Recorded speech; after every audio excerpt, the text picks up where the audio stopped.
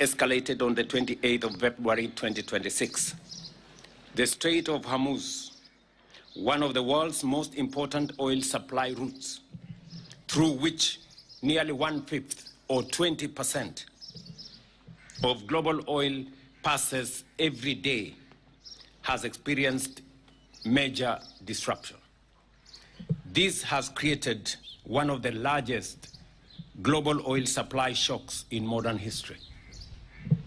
Within just weeks, global fuel prices rose sharply, with increases and prices increasing by 54% for super petrol, 118% for diesel, and 126.4% for kerosene. These increases directly affect the landed cost of fuel imported into Kenya and ultimately impacted pump prices across the country. The World Bank now projects that global energy prices will rise by 24% in 2026 alone, while the International Energy Agency has warned that global market may remain undersupplied until late 2026 or beyond. Fellow citizens, this is not a Kenyan problem alone. Around the world, governments are introducing emergency measures to manage rising fuel costs, supply disruptions, and pressure on the cost of living. Some countries are now experiencing actual fuel shortages and rationing. Others have encouraged citizens to work from home in order to reduce fuel consumption, while some have reduced working days. Our priority as government has therefore been twofold. First, to ensure that Kenya continues receiving stable fuel supplies across the country. And secondly, to cushion Kenyans as much as possible from the full impact of this global crisis. Kenya imports all its fuel from the Gulf region. Therefore, when global oil prices rise, the impact inevitably reaches us here at home. The current fuel prices reflect the global reality. We recognize that these increases are painful and carry serious consequences for transport costs, food production, business operations, and the overall cost of living. I know that for many Kenyans, rising fuel prices are not just numbers at the pump. They reflect everyday life. They mean higher Matatu fares, a farmer paying more for transport of their produce to the market, a border rider worried about their daily earnings, a parent struggling to stretch their family budget, and a business fighting to remain afloat while protecting jobs. The government of Kenya has not stood by. We have undertaken several consequential interventions. First, through forward planning, using the Petroleum Development Levy and Fund, we have built strategic financial reserves to help stabilize the market during times such as this, without disrupting the broader economy as has happened in the past.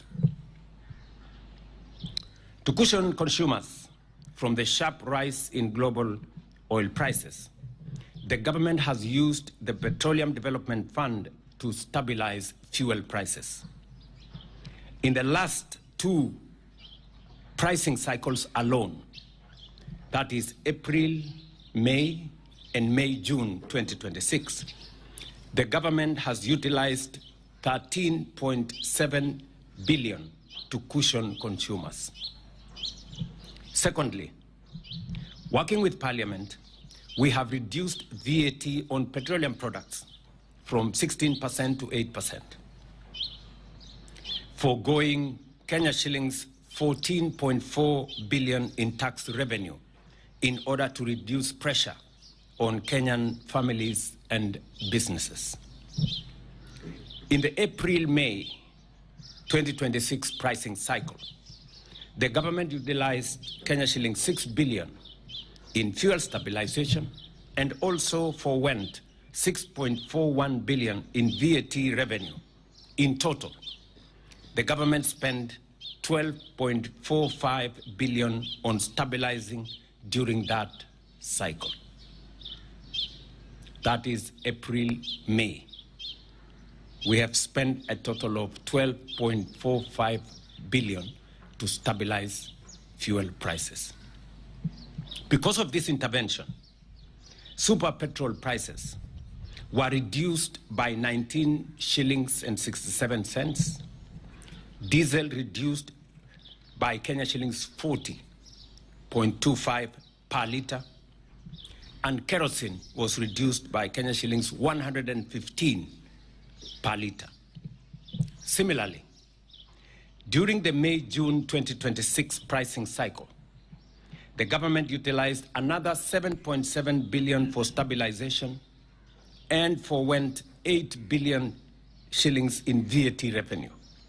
In total, during the current cycle, the government has spent 15.72 billion on stabilization for this month of May-June.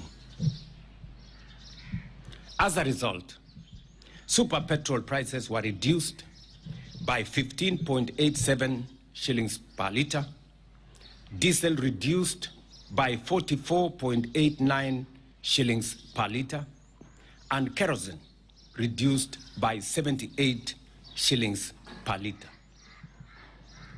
Just for context, without government intervention during this cycle, super petrol would today have retailed at Kenya shillings 230 shillings per litre instead of the 214. Diesel would be retailing at 277.75 shillings per litre instead of the current 232.86 shillings per litre. And kerosene would have retailed at 270 shillings per litre instead of the current 191 shillings per litre.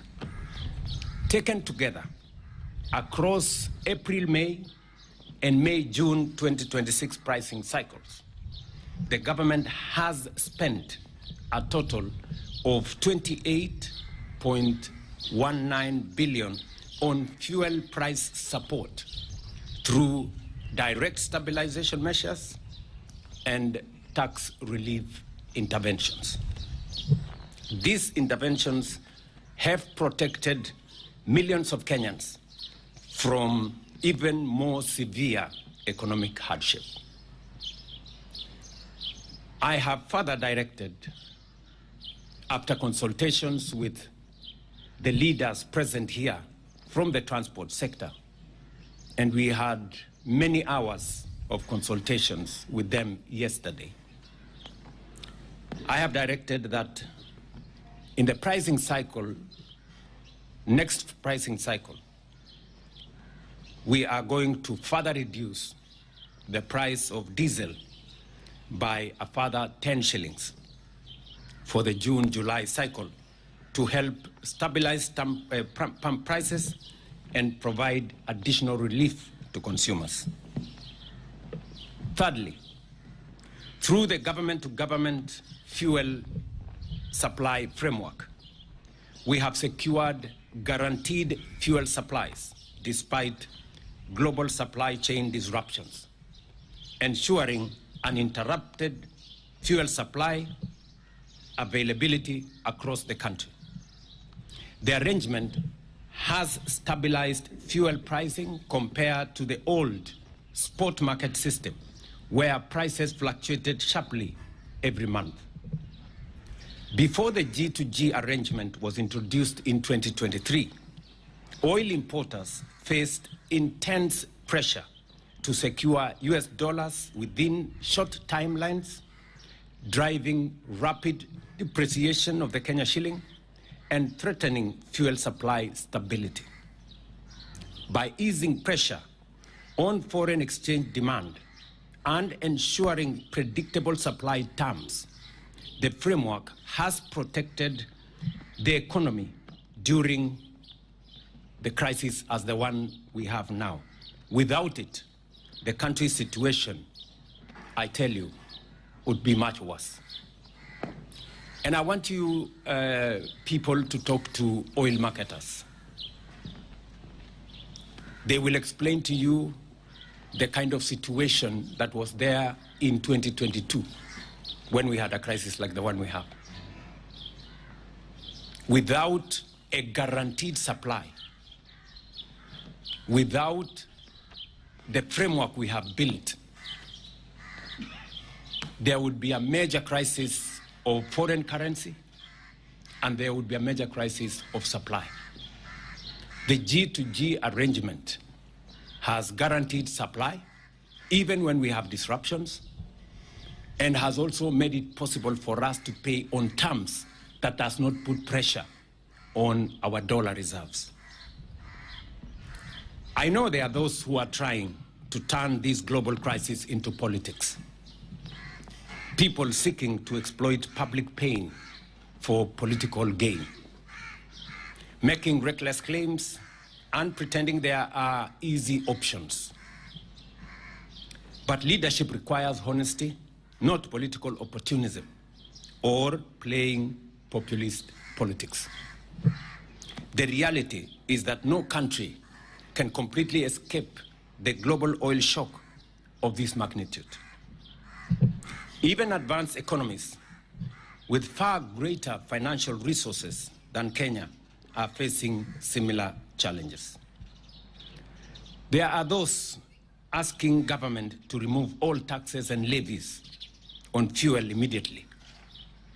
But we must ask ourselves honestly, if we stop collecting these revenues entirely, what public services shall we stop funding? Do we go back to the spectacle of stalled road projects that had become a hallmark across our country? Do we stop the fertilizer subsidy that is enhancing food security? Do we cut the security budget that helps us secure our borders, combat criminal gangs, and protect citizens? Surely, our hospitals and schools must continue to function, and we must continue to fund them. These are not easy decisions. Leadership requires us to make responsible decisions, not only for today, but also for the long-term stability of our economy and our country. Because we do not know how long this crisis will continue, or whether prices may even rise further in the months ahead, we must act with care, responsibility, and sustainability in our mind. Fellow citizens, every nation facing this crisis is being forced to make sacrifices. Kenya, too, is making sacrifices, but they must be fair, responsible, and sustainable. Our responsibility as government is to solve today's problem without creating a bigger problem tomorrow. Our duty is to protect Kenyan families today while ensuring long-term stability of our economy. That is why government continues to review every possible measure to reduce pressure on citizens while safeguarding the economic stability of our country. We are engaging stakeholders across the transport sector, agriculture, industry, and business community to develop practical interventions aimed at reducing the impact on livelihoods and economic activity. This crisis is also a reminder that Kenya must never remain permanently vulnerable to external oil shocks and conflicts happening thousands of kilometers away from our borders. Therefore, the government of Kenya, working together with our East African partner states and the private sector, is determined to bring into production our oil reserves and resources in Turkana and across the East African region, alongside the development of a regional refinery to reduce our vulnerability to disruptions beyond our control. And that is why I have, in the last 6 months, engaged my colleagues in the East African region to bring all our efforts together so that we can use the resources that we have in our region to industrialize our region, but also to build the necessary resilience by having our own refinery in this region. That is work in progress, and I will be briefing the country as we move along.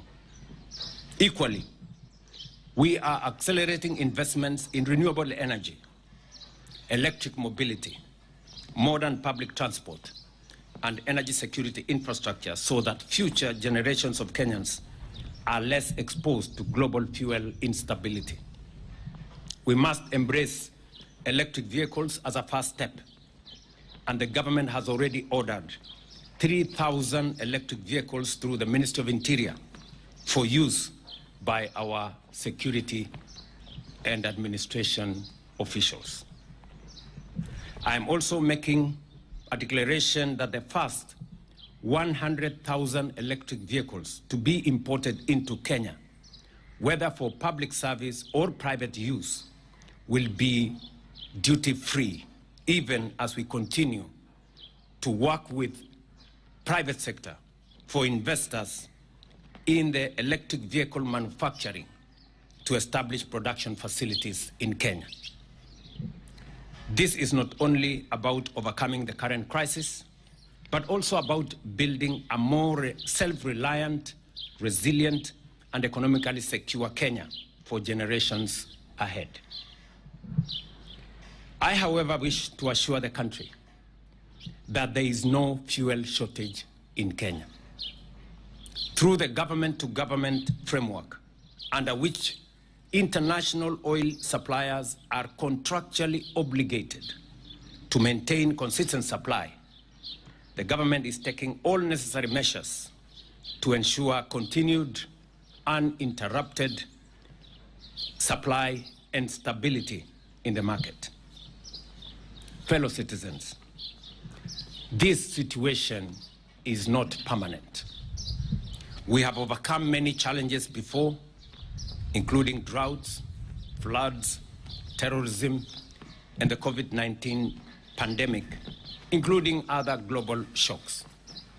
Each time, we prevailed because we stood together as one people.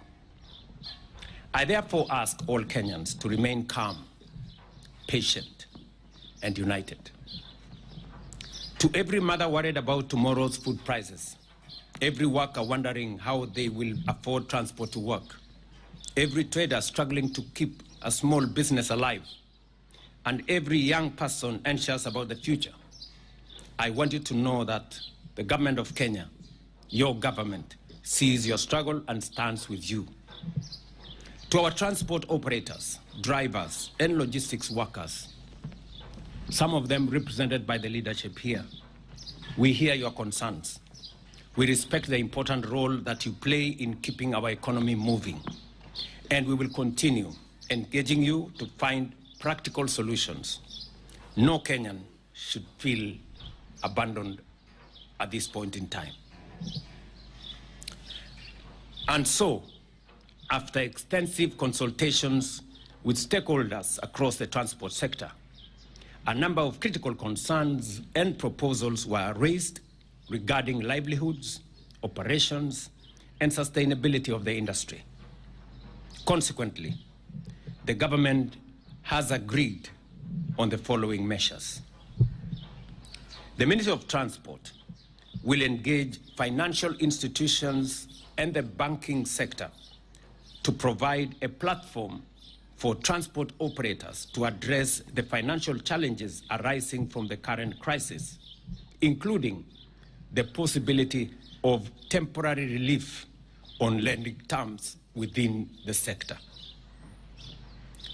Many of the good people standing behind me have vehicles, transport vehicles on loan from some of the financial institutions. The government of Kenya, through the ministry, is going to engage those financial institutions so that we can seek some relief for our transport sector as we all face the crisis ahead of us. Number two, the Ministry of Transport will work together with Insurance Regulatory Authority to engage stakeholders and address concerns relating to insurance claims affecting public transport operators. There is a big issue about transport operators, despite having insurance covers for their vehicles and passengers, end up paying bills when accidents occur and insurance companies go scot-free. This is a concern we must address so that an insurance cover has to mean something when it is paid for by our transporters. I have further directed that an immediate review of both the Insurance Act and the Auctioneers Act be undertaken to conclude within the next 3 months in order to establish a more responsive and fair framework for players within the sector. The Ministry of Transport, through the National Transport and Safety Authority, will engage transport network companies and drivers operating under the digital taxi platforms with a view to immediately implementing regulations on a minimum taxi fare and resolving the long-running disputes affecting the ride-hailing sector. The people in that space sometimes work for 16 hours to be able to make ends meet. There is need for urgent regulations that have already been developed, and I have instructed the ministry to work with the stakeholders to make sure that those regulations are implemented so that we can streamline the whole digital taxi platform. Recognizing the important role of creativity and self-expression within our transport culture, I have also directed the NTSA to facilitate an enabling environment for Matatu operators to continue utilizing artwork and graffiti on their vehicles in a manner that upholds safety and respect for other road users. The industry is telling me that they have been told they must remove all graffiti from their Matatus. And I'm asking myself why. The government will continue engaging stakeholders across the transport sector to develop practical and sustainable solutions that protect livelihoods and support economic activity. I therefore ask all Kenyans to remain calm, patient, and united. Let us reject division, fear, and misinformation. While every citizen has a right to express their concerns, collectively, we must reject hooliganism and all forms of violence that lead to the loss of lives, property, disrupting livelihoods, and undermining our economy. Let us use fuel responsibly, support one another, and protect our economy during this period. We will continue keeping the nation informed and doing everything possible to protect Kenyan families, businesses, and jobs. We must confront this challenge in the same spirit of unity, resilience, and national resolve that has carried Kenya through through difficult moments before. Ladies and gentlemen, I know together, united, we shall overcome. May God bless you, and may God bless the Republic of Kenya. Asanteni sana. Naamini taarifa hiyo niliyotoa kwa niaba ya serikali baada ya mazungumzo na hawa viongozi wa sekta yetu ya uchukuzi ama transport. Tumefanya mkutano jana jioni wa muda, na tumekubaliana ya kwamba mahali tulipo leo kama taifa ni sote sisi tuungane, tushirikiane na tufanye yale ambayo yatasaidia kuhakikisha kwamba biashara zetu zinaendelea, maisha ya Wakenya inazidi kuendelea mbele pasipo na matatizo yale yalipo, lakini kwa pamoja tukiungana tunaweza kukabiliana na matatizo haya. Nimewashukuru viongozi hawa kwa kushirikiana na serikali na kufanya kazi pamoja na sisi kutafuta suluhisho ya yale mambo ambayo yako katika wakati huu, hasa kwa sababu ya matatizo ya bei ya mafuta kupanda kwa sababu ya vita zilizoko sehemu zingine.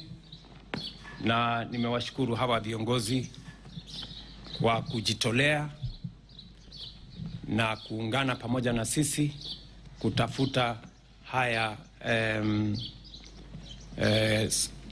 interventions ambayo tumekubaliana pamoja na wao.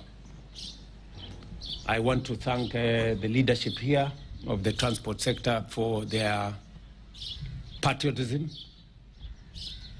and believe that when we meet together, we can always find solutions for the challenges that we face as a nation.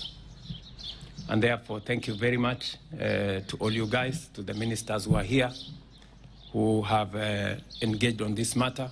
And as I have said, we will continue to inform the country as we take steps.